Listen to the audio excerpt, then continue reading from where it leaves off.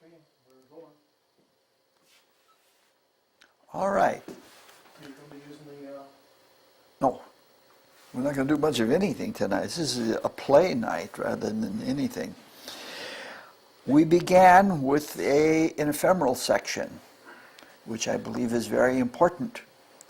Then we've been in Horary. Horary and events, but more Horary than events because the things that apply to Horary also apply to events. The first thing we did is looked at different types of propositions and questions. And after that, what we did is we looked at all of the things that deny a question being answered or making accomplishment of the desired thing difficult. And it was a night in the history of astrology. We went into a lot of things that historically have proven to be so. Then we went through that very difficult process of location.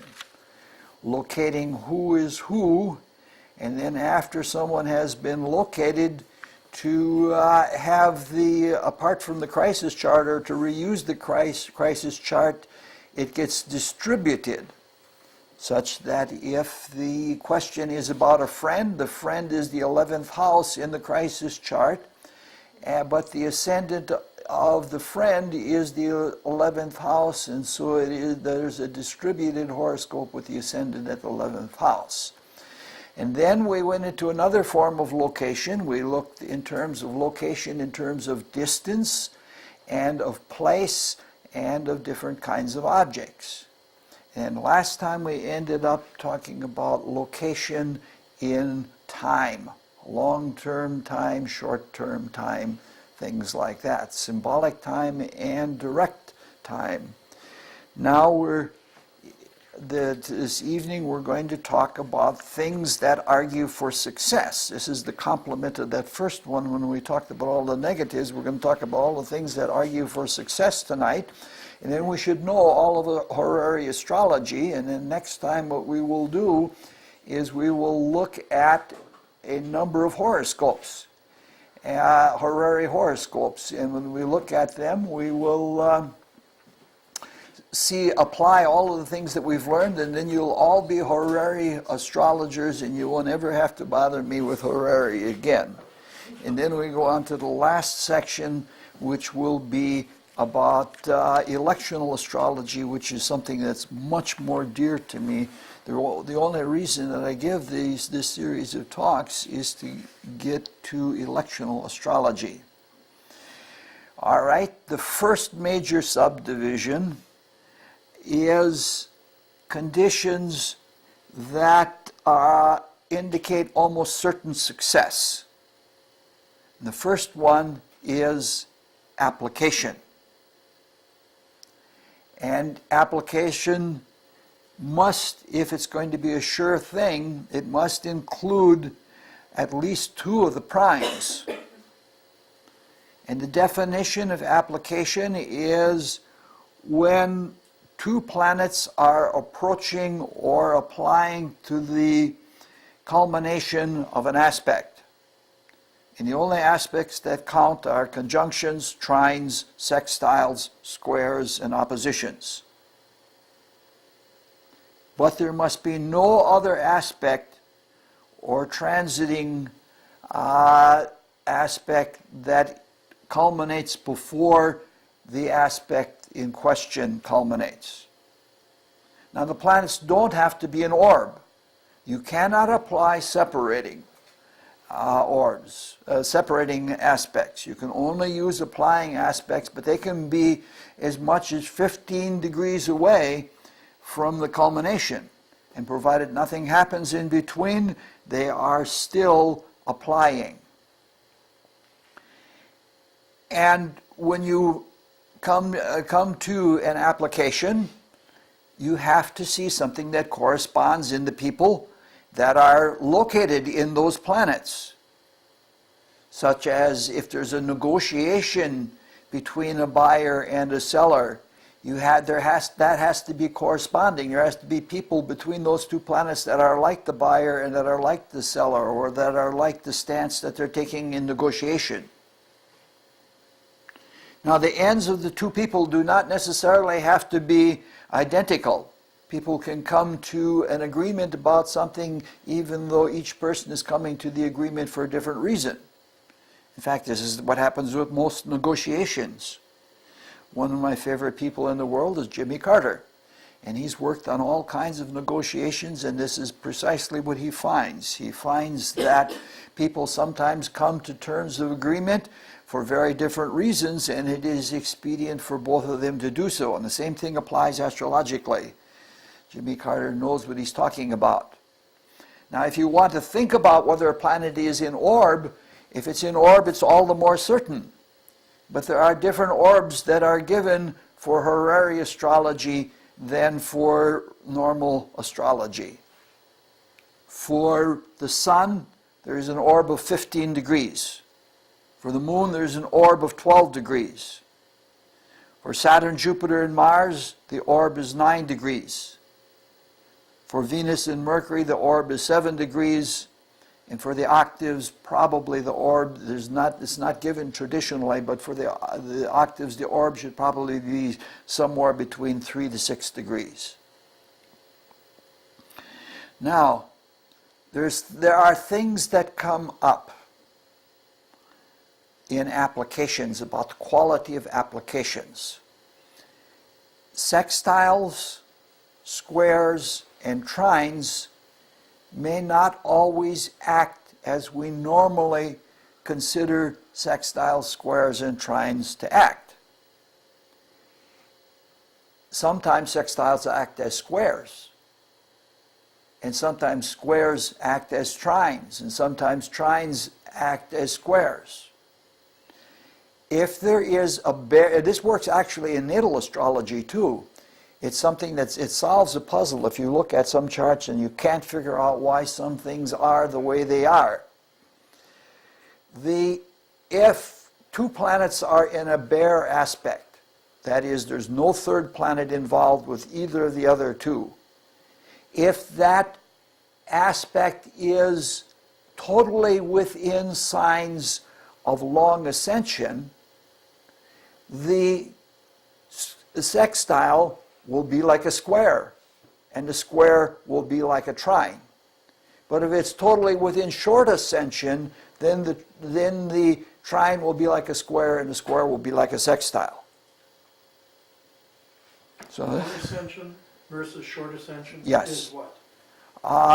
Some signs take a longer time to rise, and some signs take a shorter time to rise.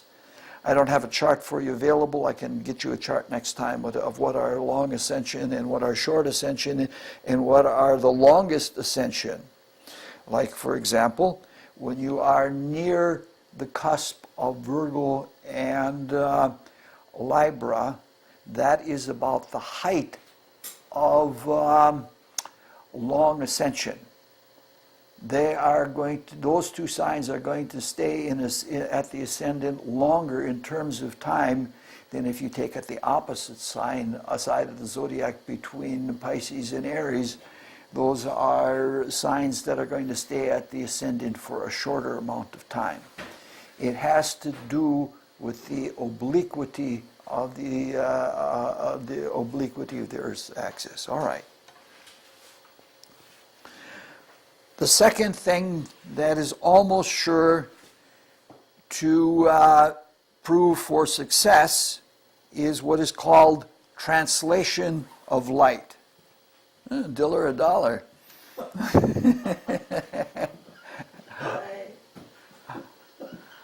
Translation of light. Suppose two planets that you have located are separating. But there is a faster planet that aspects one and then the other. That faster planet brings together the two planets. Suppose they're separating from a trine, you would normally think, this is something that could have happened and it could have been beautiful, but it's too late now. But if a faster planet comes along and aspects one and then aspects the other, it brings on that trine. And usually, there is somebody who is an agent or a messenger who carries light or communicates something between the two parties. It's more likely to bring about accomplishment if there's more than one prime involved. The translation of light works between any two planets that are in a separating aspect if the conditions are right, but that doesn't necessarily mean that a Horary question is going to come out, is going to be answered as a consequence of it. If there's still a little bit of orb between the two separating planets and there is a translation, that is a greater likelihood yet. If there is intervening activity between the translation of light, suppose the faster moving planet touches a square to one and then it comes to a trine of the other, but before it comes to a trine of another, some other kind of aspect comes to that second planet, then it's much less certain. It's always one of those things in Horary astrology. There are what we have in the past talked about as races, that there's a race for something to take place astronomically before something else takes place astronomically. And if there's a translation of light in process and something else intervenes, then that translation is not likely to be successful. If a benefic or two benefics are involved in the translation of light, that makes it even more certain that it's likely to happen. Obviously, the moon is the most likely translator of light, though any fast-moving planet can do it. And surprisingly, even sometimes something like Mars can be a translator of light. Now, again, the communication or what is translated has to be something that you see in the world. That unless you see that there are these people, and unless you see that there is some means of communication or something that is being communicated between them, it can even be money, you're grasping at straws. You can't let astrology be abstracted away from reality. If there is a translation of light, you have to look for the people involved in that translation of light so that you can bring it about. And you have to look about what is being communicated for it to be successful. All right? And the third and last thing that argues for success is a collection of light. And a collection of light is when two planets are not an aspect. Doesn't make any difference whether there's application or separation. But they both aspect a slower, heavier planet than either of the two planets. That planet is called a collector. And in that collection, that person becomes a very important person for bringing the two parties together. And it, in effect, makes an aspect between them.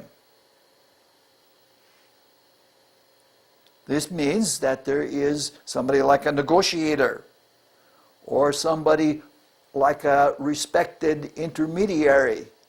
It can even be an enforcer in some cases, but it means that there is some person that is in a position of power, because lower moving planets, which are the collectors, are usually planets of power. It means that that person can bring into some kind of active relationship two people who are not otherwise in an active relationship. Obviously, again, primes being in the collection of light are more important. More, because you don't want to be dealing with planets that aren't about the question. The dignity and character of the collector is important, and it may even signify how the person is supposed to be approached. The planets from Saturn out are the most likely collectors, but I have worked on a number of occasions with Jupiter as a collector. Minor aspects, like the 150-degree aspect Sometimes they work, but when they do, there's all kinds of complications or interesting circumstances. Now, the people who are brought together by the collector may not even know each other, but the dignified party, or the power party that is the collector, probably knows both of them and knows how to influence them into doing something. All right.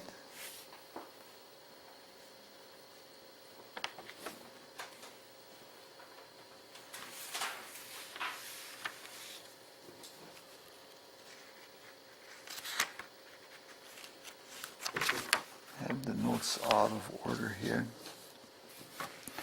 All right, the next thing is the next major category, and that is conditions that are likely to mean success but not certain. The first among them, the prioritization on these is kind of iffy.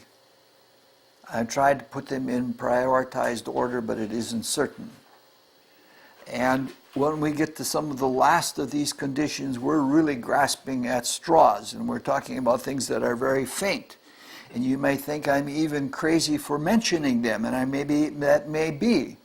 But what happens is when you get involved with Horary horoscopes, you look at them and you try to look for an answer, and sometimes it's very hard to find an answer, and you have to go for things, you just can't say, I don't know. You could, but then you're out the door quickly, and you really haven't done anybody any good. You haven't helped them at all by saying, I don't know. So you can say that something is more likely or less likely, but how you determine whether it's more likely or less likely is a matter of prioritized conditions. All right, and these are the conditions that are likely but not certain. Reception. Reception is when two planets, hopefully at least one of them is a prime. If they're both primes, so much the better. If they are in each other's sign of rulership. That is called mutual reception. If one located planet is in the other's sign of rulership, but the other is not, that is a partial, or it's a simple reception. And in such a circumstance, the person who rules the sign that the other one is in has some control. They hold the cards, they hold the trump cards in such a case. If two planets are in each other's sign of exaltation, that's a much lesser mutual reception, because rulership isn't so involved. There's some kind of influence, but not a lot. And the same thing is, you can have a lesser partial or a lesser simple reception.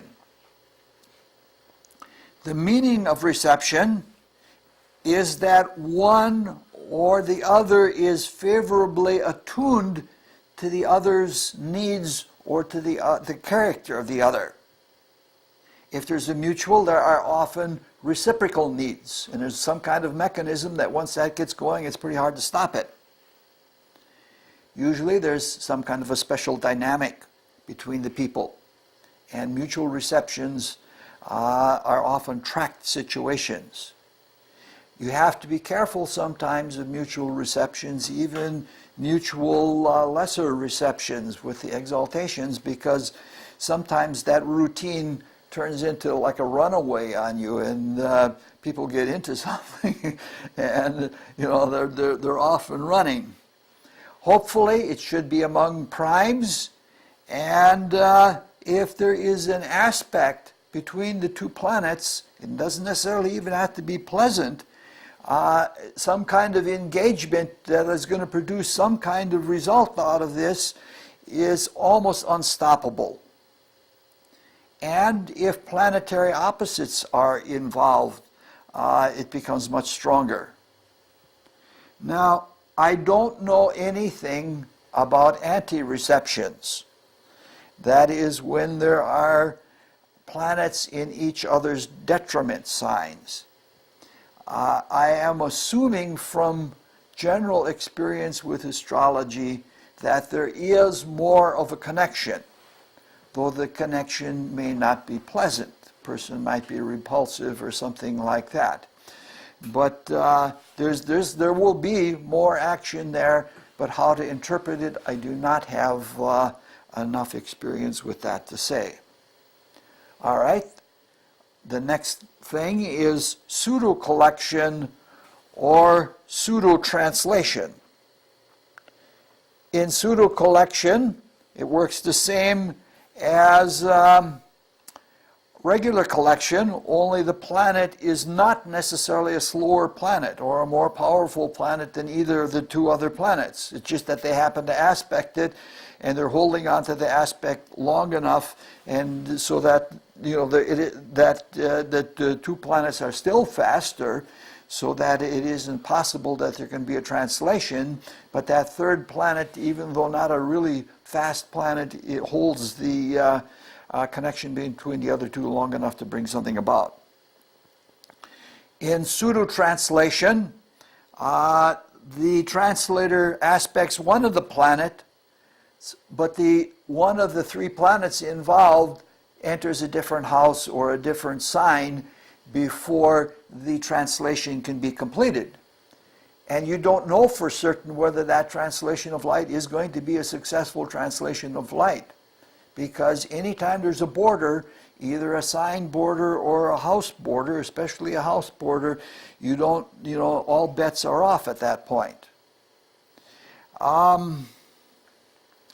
If there is a pseudo translation or a pseudo collection of light, it's much better if they all three planets involved form some kind of an aspect pattern, like a T-square or a 30, 60, 90 triangle or something like that.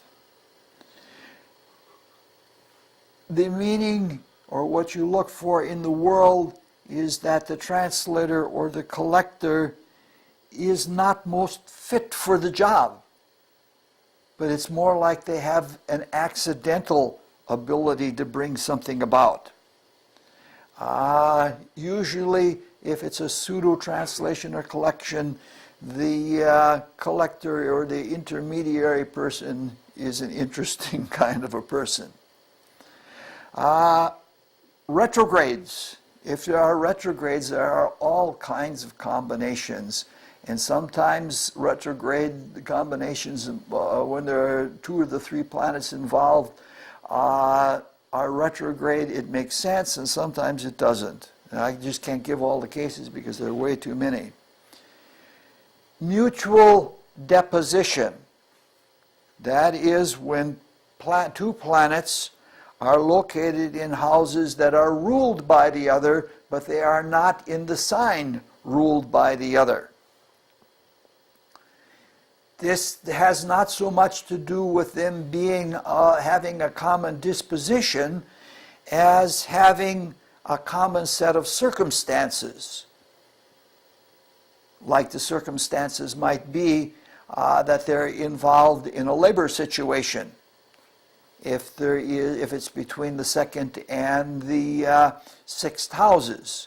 There may not be a reception between two planets, but the planet in the second house, meaning somebody in the raw materials side of things or in the capital side of things, has control of the circumstances over labor. We see those kinds of situations right now. In a tight economy, labor unions are asked to give up raises and things like that in order to keep the company solvent. So mutual deposition is a matter of circumstances and not a matter of attitudes. Again, it's important that primes be involved with it, and I don't know anything about partials. That is, where one planet rules the house that another planet is in without ruling the sign. Obviously, that planet has something to do with the circumstances of the other, but I don't know how strongly influential it is. And I don't think that's a fit thing to do in a class anyway, because a person should have the intuition so that they can tell for themselves what is what. All right, the last in this category, I think this is the last in this category. Yes. Any strong lunar aspect to one of the other primes is likely to indicate success. And what this means that the time is ripe. And the time is ripe enough for one person, even if it isn't for the other person, that this one person is so ripe that they have to do it anyway. Like a person going into bankruptcy might be brought to sell something that they wouldn't normally be brought to sell just because they were ripe in time. The non-lunar aspected prime is often befuddled by what happens, meaning to say that things come about and the person can't understand why, not understanding the ripeness of the other person or not understanding fully the circumstances of the other person. If there is a strong lunar aspect and it's separating, something has just happened to the person signified by the aspected prime. Something's just happened that their circumstances have changed. And they may be ripe enough yet if the orb is small enough that you can bring something off, and they may not be. If it is applying, that person just can't dodge it. It's going to happen. Some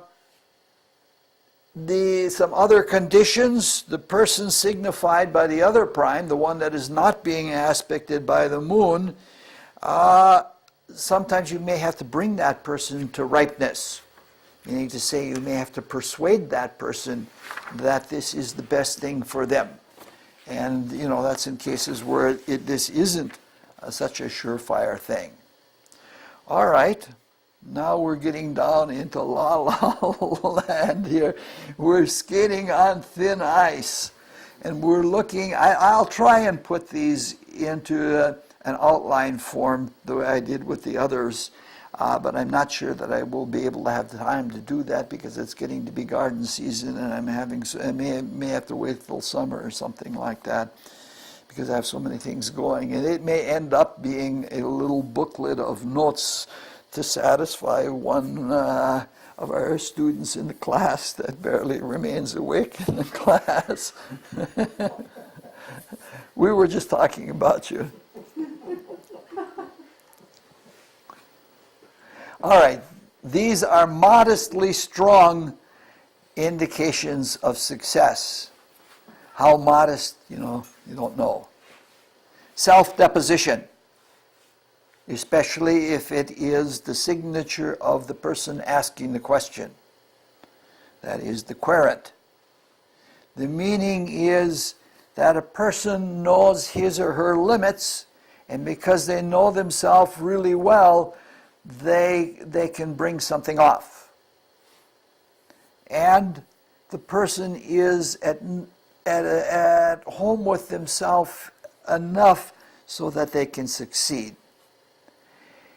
If there are aspects, they represent the proficiencies that the self-deposited person has, or the challenges that there are to the talents of the person.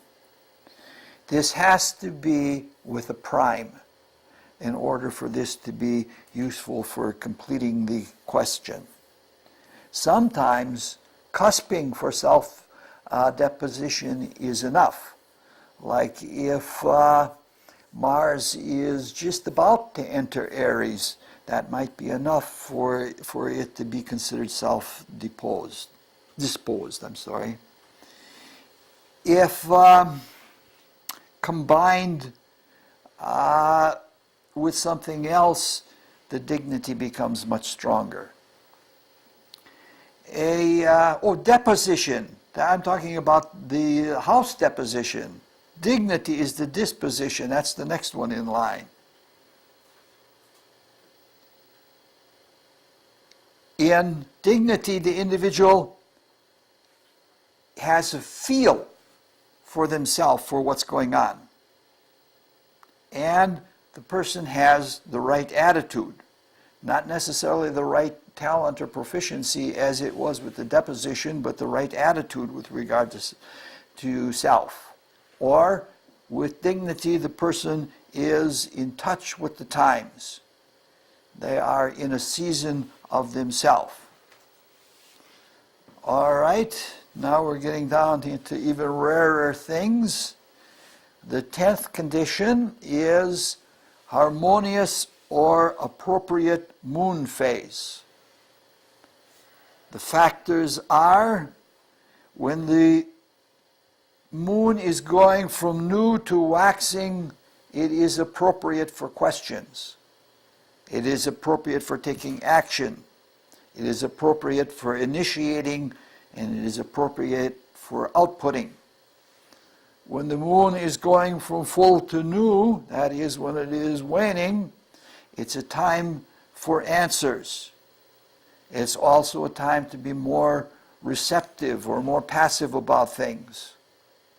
Also, it's a time to be more contemplative and absorbing or abstracting or things like that.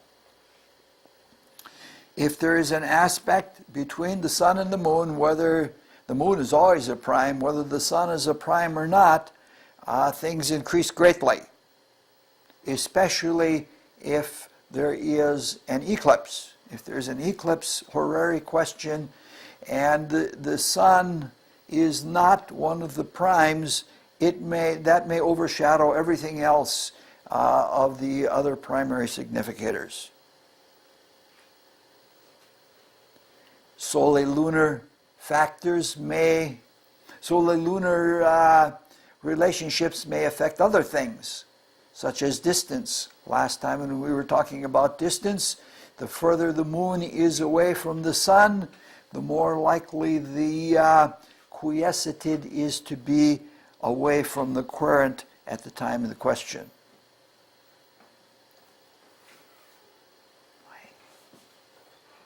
Wow, full house tonight.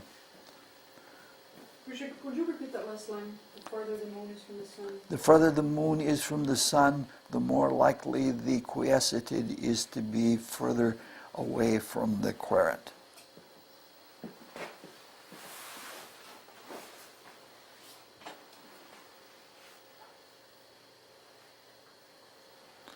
All right, the next factor is called telegraphing, and it is usually lunar. And if you remember from the list of all the negatives, telegraphing is the opposite of impedition, or the inverse of impedition. That is when a luminary is applying to a benefic aspect with a planet or a fixed star, meaning to say that there is something good coming up rather than something ahead where the sun or the moon is coming up to a negative aspect with a negative fixed star. But if a luminary, sun or moon, is coming to a positive aspect with a positive planet or positive fixed star, the benefics being, the greater benefic being Jupiter, the lesser being Venus, that is favorable. There have to be, usually there have to be plural benefic aspects. If there is that, then it becomes more sure. You know, like sort of like saying the moon is first going to trine Jupiter, and after that it's going to sextile Venus. That sort of has like a domino effect, and so telegraphing works in that way. What this means is there's going to be a series or a single helpful event that may not bear directly on the question, unless it is the moon, and that will help bring something positive apart. Now we're getting into areas again that are classical, some of which I don't have a lot of experience with. And this is a classical term that is not too much used these days, I guess, except by Horary astrologers and Horary astrologers that follow William Lilly or Nicholas Culpeper or those people. Familiarity. Familiarity is the inverse of besiegement, if you remember the list of negatives with the besiegement in it. The moon is between, there are several levels. The highest level of surety or of familiarity is when the moon is between conjunctions of two benefic planets. That is, if the moon has just conjuncted Mars and it's just about to conjunct the sun, which is in a trine, which makes it a benefic planet, that is the highest order of familiarity. If the moon is between any benefic aspects with any benefic planets, that is the second level of familiarity. And the third level of familiarity is if the moon is between benefic aspects with any planets. Remember when we talked about time, we said that the moon is always the timekeeper. And the last aspect the moon made indicates the last thing that happened previous to the question asked. And the next aspect that the moon makes is the next thing that's going to happen with regard to that question or that event. Of course, in familiarity, things like dignities and aspectations and dispositions and depositions increase things. We're talking about adding on to say something is more likely or less likely, and we're getting into fine gradation, but it's important because sometimes the likelihood of something happening and the likelihood of something not happening are very close. And in order to judge correctly, you have to get into fine line distinctions. You have to get into grayscale. The meaning of familiarity usually is something that the person in question, whether it is the querent or whether it is the querceted, but it's usually the querent, that person is on a roll. And because they're on a roll, things are going to work for them whether they deserve it by their talents or not. And the last in this level of category is when any one of the primes or all of the primes are in good relations to benefics. If they're in good relations first by aspect, that's good, and next by house deposition, and finally by sign disposition. It just means that the people are in a good place. They're in good conditions. They're feeling lucky. The positive things are positive in general, but they're not necessarily on a roll. And the positive attitude is enough to bring it about. All right. Now we're really in la la land. Oh no, we still have some more of these yet. All right. This is almost embarrassing. Things get angular and accidental dignity. We are again in classical astrology terms. The angles are the 1st, the 4th, the 7th, and the 10th. And they represent 4 acute stages of definition. For example, if you're going on a trip and you do a horary for a trip, the first house represents conditions at the start of the trip. The 7th house indicates conditions along the way. The 10th house indicates conditions at the goal, and the 4th house represents conditions at the aftermath. So accidental dignity is when a planet is in an angle. Means that they are a little bit stronger. If one of the primes that is not the moon is in an angle, that ability or willingness to take action might be enough to hold the day. Or in an angle, because angles indicate action, but action with an edge. Because you're either at the very top or you're at the very bottom, or you're facing from either the objective or subjective where you're facing the issue, that gives you a slight edge.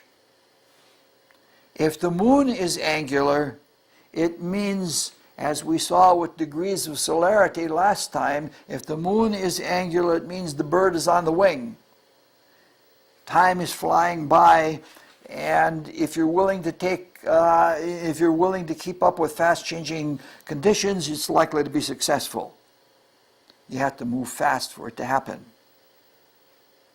So there is a high state of ripeness dependent on fluency. If a benefic is angular, it is good about making itself known. That is to say, it's not somebody that has to be called out from the audience or something like that. It's somebody that's up front and right there. Good aspects from any outsider to a prime means to say that that prime has support from non-involved people, and that support might be enough.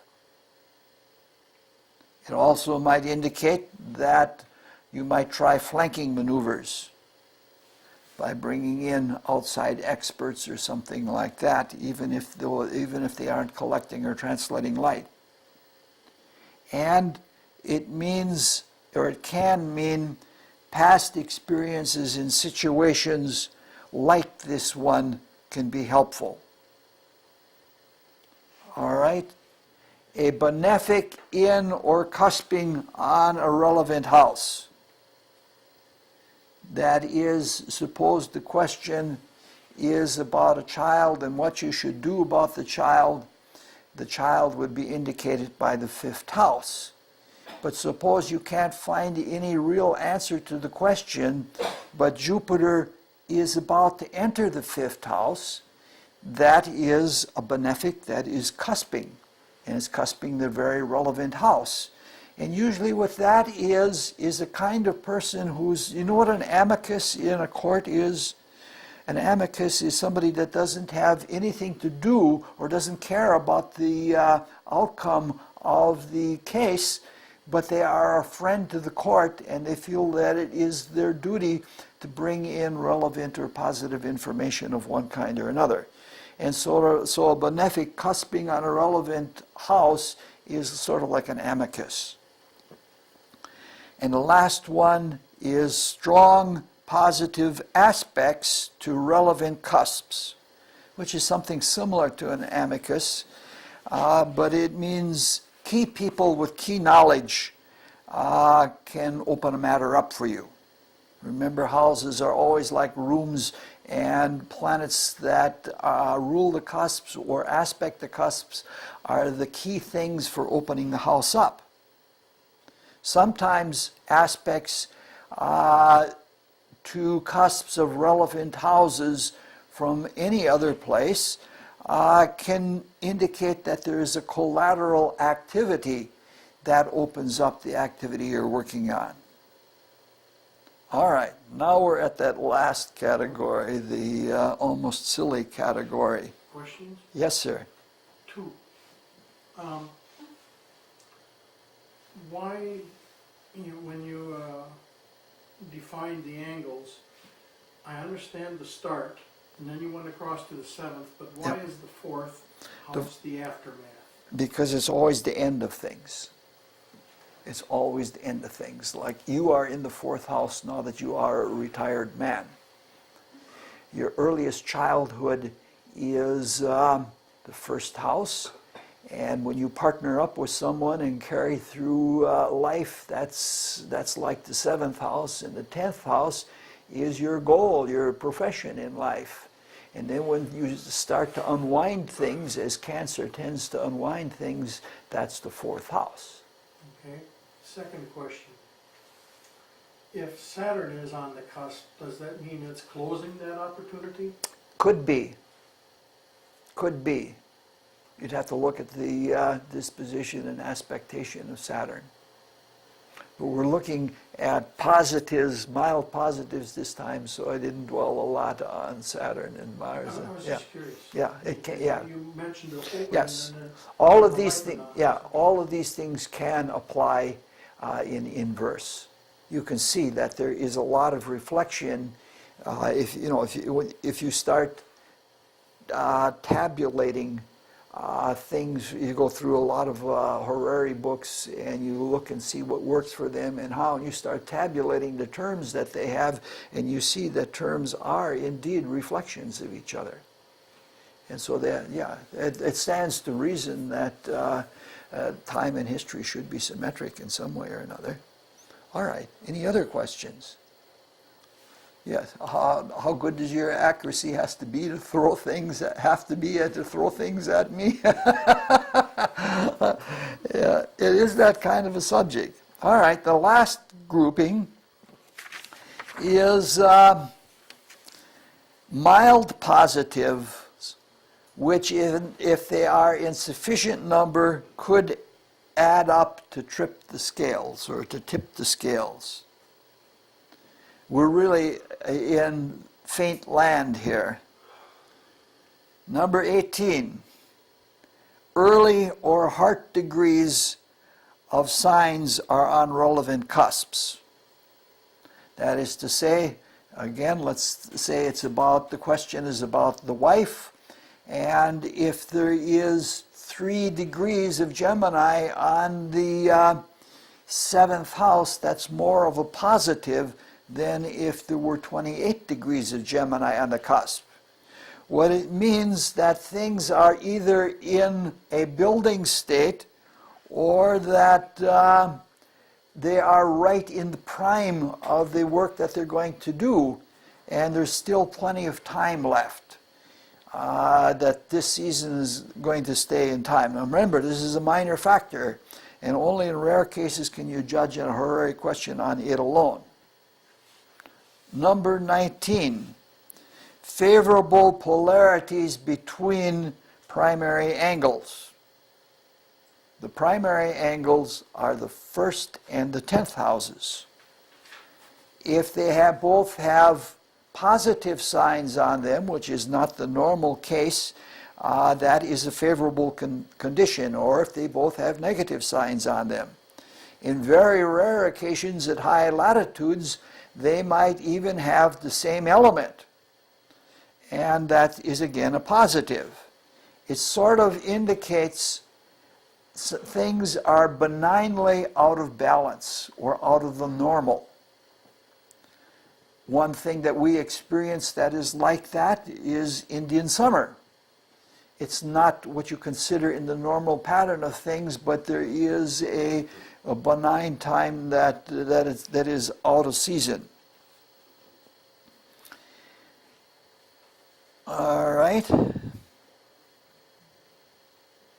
Number 19. We're done with that already. Number 20. Elevation of the moon, a prime or a relevant benefic. The meaning is very simple. It means that something has just a little bit more prominence and it has more advantage. If there's no other way, if there's a rivalry between the querent and the quiescent and everything else seems equal, if one is elevated and one has negative elevation, that might be enough to tip the scales. But I would certainly look for a lot of other things first, and I'd pay attention to see whether prominence had anything to do with the solution of the question. Okay. Pars Fortuna being favorably situated, usually by aspect. Pars Fortuna is the part of fortune.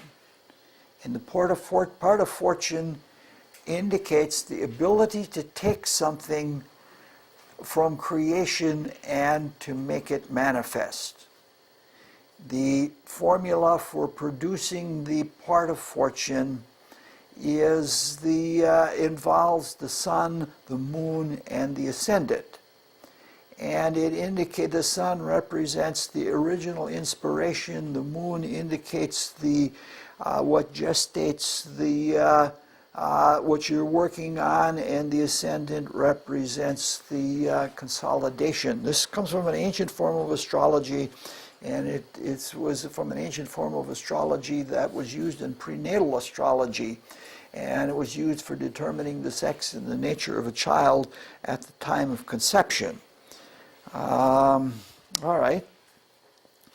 What it usually means is that if one of the primes is indicated, is in good aspect with the part of fortune, it indicates that this person has a little bit stronger ability to follow through and to carry something to completion. All right, number 22. Kaput or coda, significant and favorable. Everybody knows what that means, right? Yeah. What did you say? Kaput. Kaput is the dragon's head. And the coda, Kaput. yeah, and coda is the dragon's tail. What this means, C instead of a K. yeah.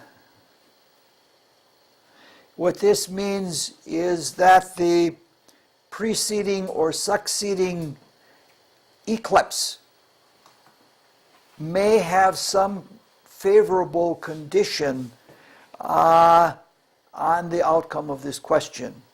Again, suppose the question is something about money, and suppose either dragon's head or the dragon's tail is in the second house and it forms some kind of favorable aspect with one of the primes.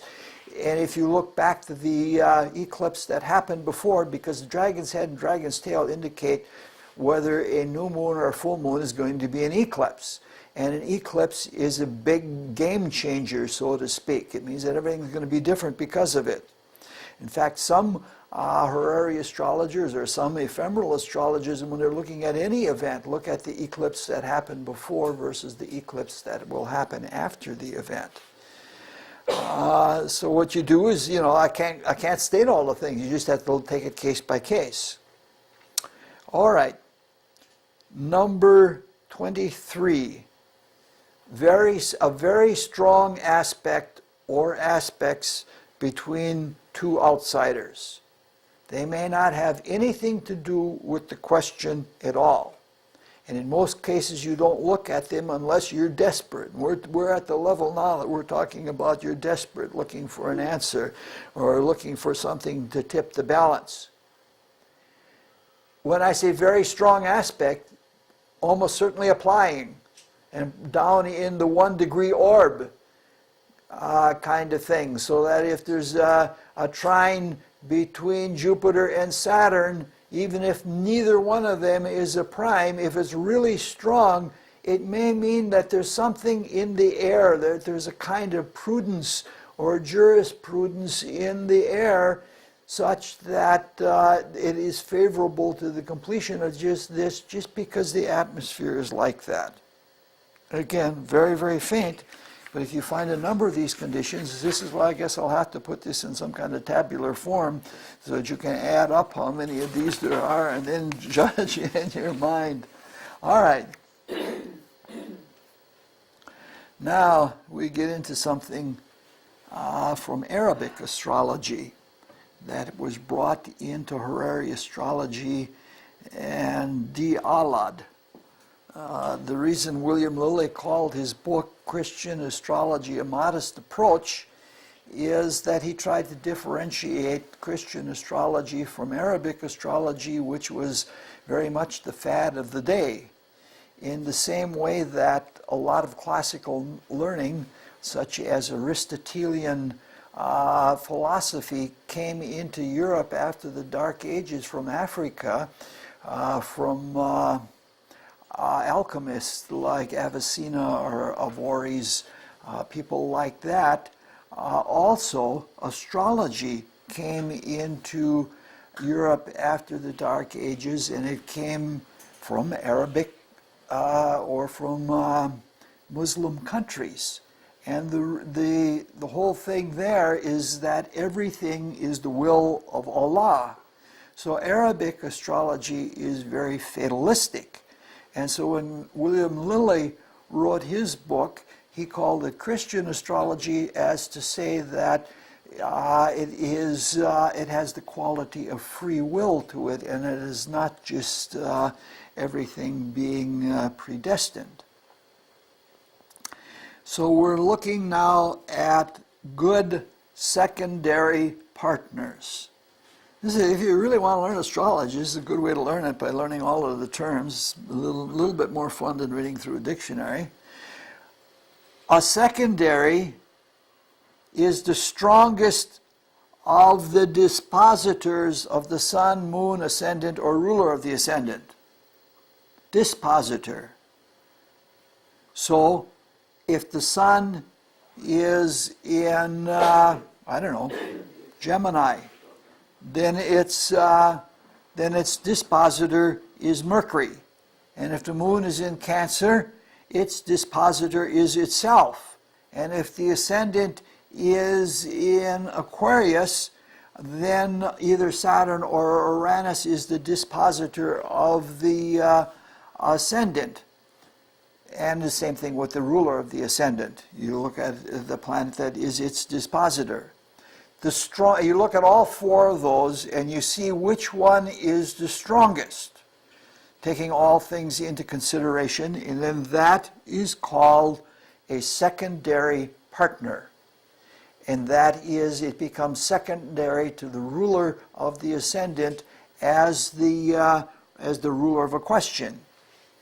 This is something that is of help when all of the other significators are somewhat stagnant or they're insipid and there's nothing going on. You sometimes need to bring in some other factor in order to start things going along again. And a secondary partner is what you do use that for. All right, another thing that leads to favorability is a good, strong, relevant ruler of a planetary hour or planetary day, or both if possible. You're all familiar with planetary hours and planetary days and things like that. Like today is Wednesday, so the planet of today is Mercury. And then the planets follow a rhythm. There are diurnal hours and there are nocturnal hours, depending on which side, whether on the winter side of the equinoxes or on the summer side. On the summer side, the diurnal hours are longer than the nocturnal, and then there's a sequence that follows the Sun, Venus, Mercury, Moon. It works very well.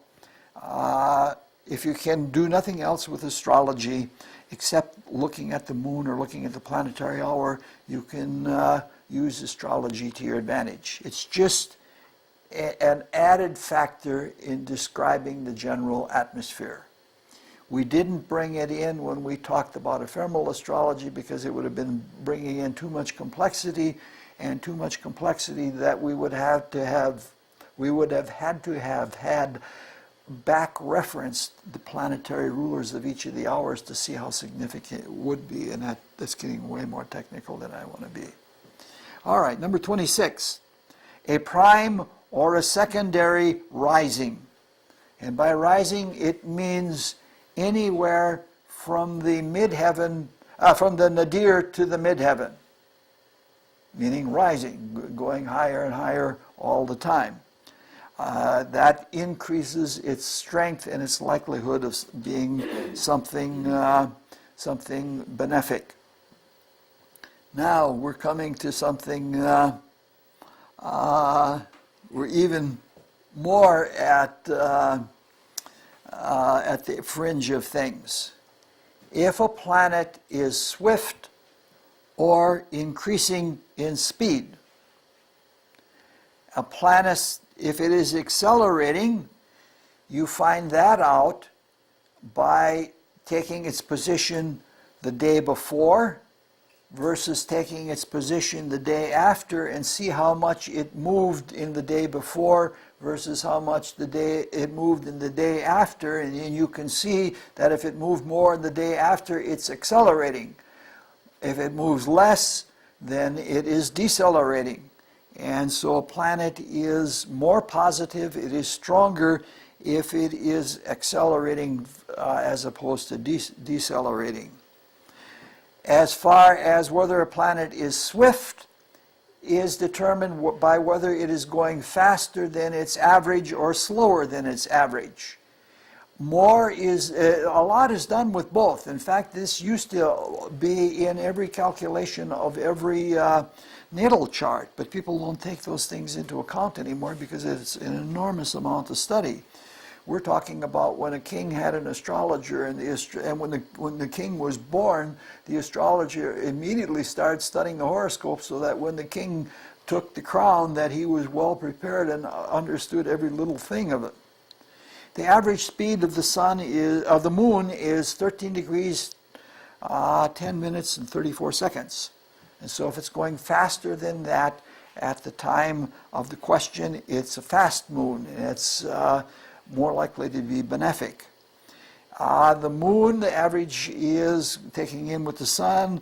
You take it as the same as the sun, actually, usually 59 minutes.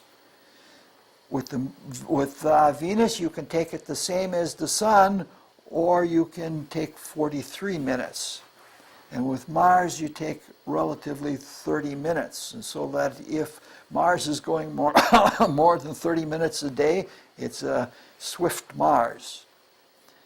The outer planets are all increasing in speed from the opposition to the sun to the conjunction of the sun, and they're decreasing in speed from the conjunction of the sun to the opposition.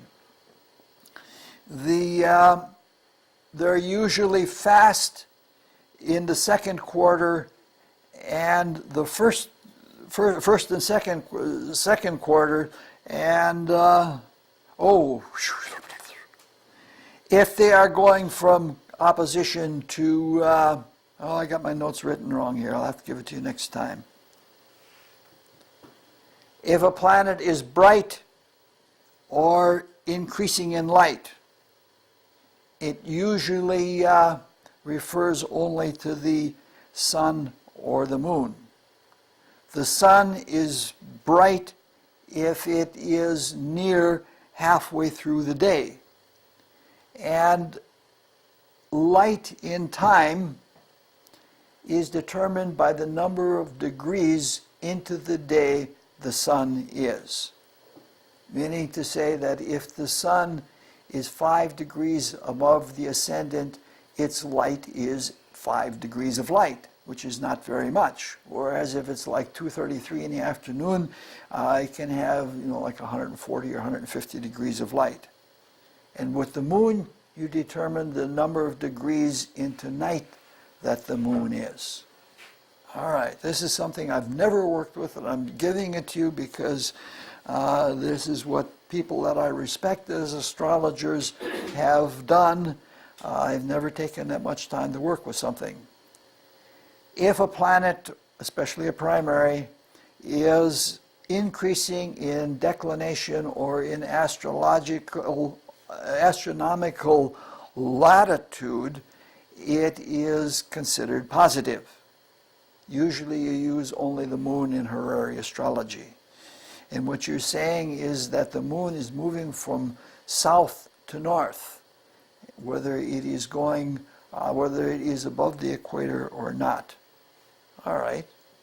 That's about as much as I have, but I will give you a list of the strength of the houses in terms of angularity, including all of the planets. The first house is the strongest, followed by the 10th, followed by the 7th, followed by the 4th, followed by the 11th, followed by the 5th, followed by the 9th, followed by the 3rd, followed by the 8th, followed by the 6th, second before the 8th, and then the 6th followed by the 12th. So the 12th house is usually considered the weakest house. All right. You have now been twice introduced to the crazy world of hyper-astrology, where there is all kind of ways that people have used, usually successfully, to get some information about either a question or about a natal horoscope. Are there any questions about it? Yeah, the main question is, why should I study astrology if it's going to be so complicated? And that is truly the case. In the strength of the houses, doesn't it depend on the question? No, we're just talking about all other factors equal. Well, yeah, what you're saying about the relevancy of the question, yes, that we've been saying that all along. Mm-hmm. But if you're trying to weigh the strength of a planet just by its house position alone, and you have to take into account, this is something that most of us went through when we went through the determining the relative strength of planets and aspects. There are different factors that you use for weighing strengths, and elevation is something different than angulation, and this is just purely angulation by itself alone. Okay, thank you very much.